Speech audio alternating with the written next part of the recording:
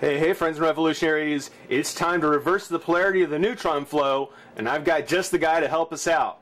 By that I mean we're moving on to the, well, in the Doctor Who, the very large TARDIS-themed Doctor Who 11 Doctor figure set. We're going to take a look at the third Doctor, Mr. Jon Pertwee. For those of you who are Pertwee fans, for those of you who are Doctor fans, you probably know that catchphrase, reverse the polarity of the neutron flow, he didn't really say it that often. It's kind of become his catchphrase, it's kind of become what he's been known as saying, and he might have mixed it up a little bit, but as far as actually using the full line, reverse the polarity of the neutron flow, I think he's only said it like 2 or 3 times. He doesn't really say it that often, but it's one that he's known for. Taking a look at the packaging, as you saw, very large packaging. I mean, just to give you an idea, that's big. And it has to be, because inside it does actually have 11 figures. The first 2 being the first 2 Doctors that we've already talked about, Hartnell and Troughton. As I mentioned, we're moving on to Pertwee. Then we'll have Baker, Tom Baker, Davis, Colin Baker, McCoy, McGann, Eccleston, Tennant, and finally Smith. So again, big box, big box. Lots of figures, very cool figures. And again, for Doctor Who fans, if you are wanting to collect the toys, if you want to get into the figure set, this is, I think, the best place to start, because even though these aren't all, I think, the best Doctors you can get, at least you get one of each of the Doctors that you can kind of build from. So highly recommend this set. The second Doctor, Troughton, well, you know what, let's do this. Let's do it this way, just so you can see. Of course, includes all 11 incarnations of the Doctors, which is good, because at the end of the second Doctor's run, and there's his empty space there, there's the picture of Troughton. At the end, when he was put on trial by the Time Lords, he was exiled to Earth and forced to undergo a regeneration. Now, when you stop and think about it, the Doctor regenerates instead of dying. So, a sentence of regeneration to the Time Lords, that would be equal to a death sentence for us. So, you know, it was pretty, and this was a kid's show, mind you. It's pretty, you know, gruesome when you kind of think about what that actually means. Moving on to Troughton, though. Or Pertwee, excuse me. Pertwee. There he is with his sonic screwdriver. We finally get our first sonic screwdriver. I'm excited. The other Doctors, who we will all get to as their time comes. On the side, for Pertwee, it says, the third Doctor ran from 1970 to 1974. Exiled to Earth, this sophisticated and elegant Doctor was more of a pure scientist than his predecessors. Surrounded by gadgets and vehicles, but whether aiding unit against invasion or traveling to distant planets, his kindness and belief in peace was rarely stronger. Okay, we'll talk about that. After returning a jewel to an irradiated cave on an alien planet of spiders, doesn't say that, but just to let you know, the Doctor's body was so badly damaged that he had to regenerate once again. So that was the, in a nutshell, or in a TARDIS, of the third Doctor. We'll go ahead and pop Mr. Pertwee out of the pack and have some fun. Be right back. Okay, we've got the third Doctor who's stepping out of the TARDIS to get a look at, and in the special episode, the Three Doctors, which had the it was a Pertwee episode with the return of Troughton and Hartnell in the story, and there was the great moment when all 3 of them were together, and Hartnell, who that was his last appearance as Doctor Who, or his last return appearance as Doctor Who, made the comment that he didn't care much for his replacements, the Clown and the Dandy. And we know that the second Doctor was the Cosmic Hobo, which means that Pertwee was the Dandy. One of the reasons for it is that if anybody is a Doctor Who fan, especially if you're a fan of the third Doctor, you know that that his hair through the run of the episode, you know, got bigger and a little thinner. So when you take a look at this one, 3 for 3 on the face. Definitely a Jon Pertwee. You know, a lot of people, just like with the other two doctors, say that, you know, he looks a little young, but for what they had to work with on the scale, I think they did a fantastic job. Only complaint on the face is on the eyes. They do look like they're going kind of 2 different ways. But you look at a 3/4 profile or just a regular profile, I think he's a great looking Jon Pertwee figure. Definitely something I think Doctor Who fans, Third Doctor fans will appreciate.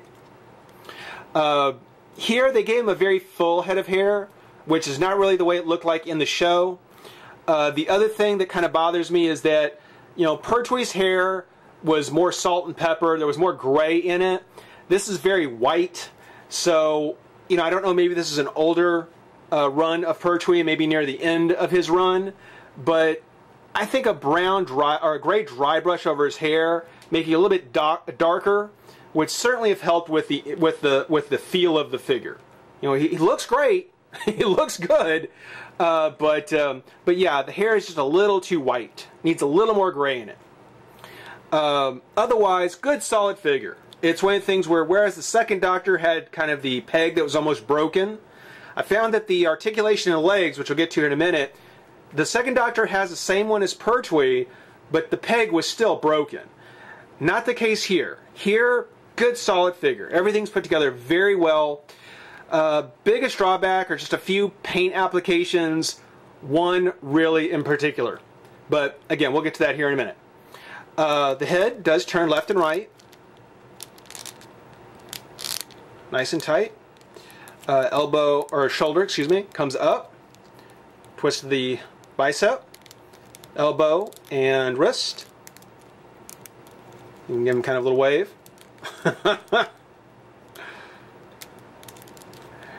There is a twist at the waist. Leg comes up, and actually legs come out. So whereas I thought the articulation that the second Doctor had that let his legs come apart like this, I thought it was because the peg was broken. No, I mean, it actually has a joint for him to do this, but the peg was still broken. So I was wrong as to what the broken piece did, but it was still broken. So I was unfortunately right about that. There is a bend at the knee, twist at the thigh, nothing at the boot or at the foot. So as we can tell, same kind of articulation that we're going to be getting pretty much with all the Doctor Who figures. Not bad, a little something in the shoulder, that's all I ask. Looking at the paint job, which might as well get to now, and might as well go ahead and show it, is underneath his cape, right here on the inside jacket, it looks like there's a fingerprint just right there. It's not mine.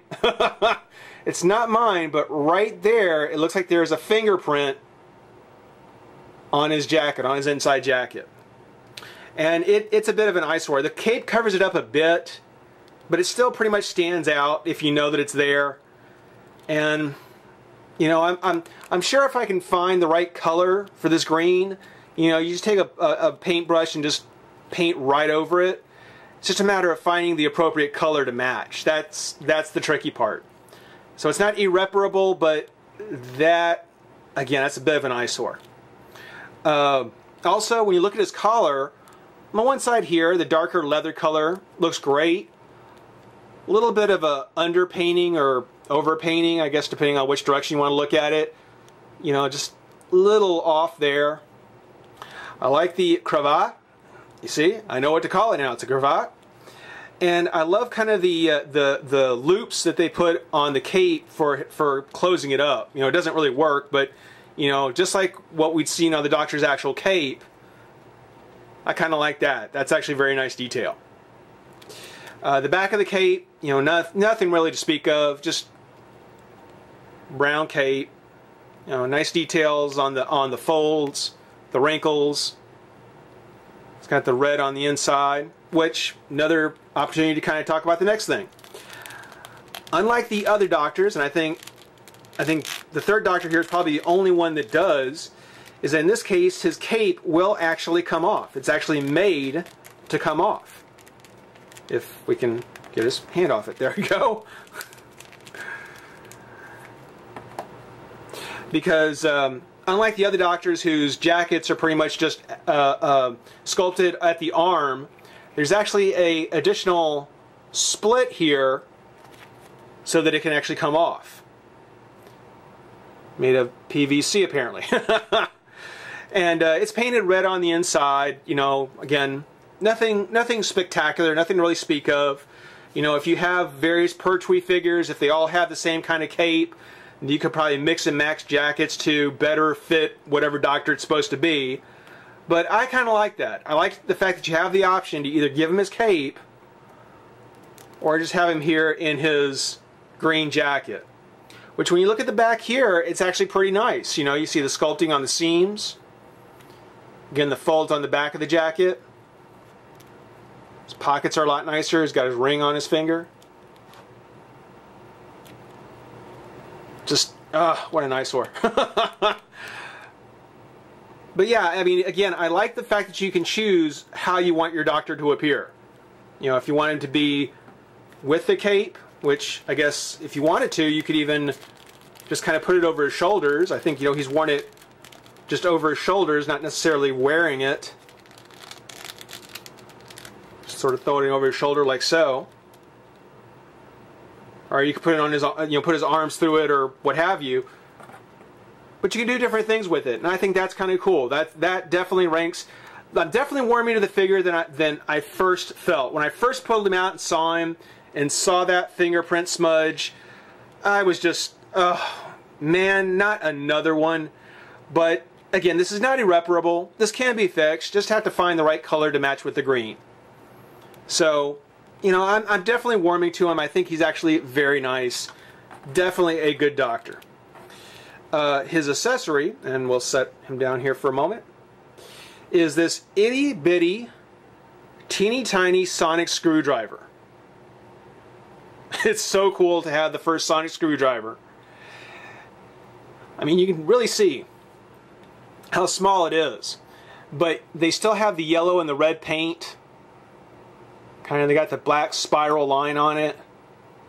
You know, the red on the top, yeah, it's got a bit of a chip here. It's a little overpainted. Oops, it's a little overpainted. But for something so small, I mean, it's actually very nicely done. I am very, very happy with the sonic screwdriver. And you can just put it in his hand like so.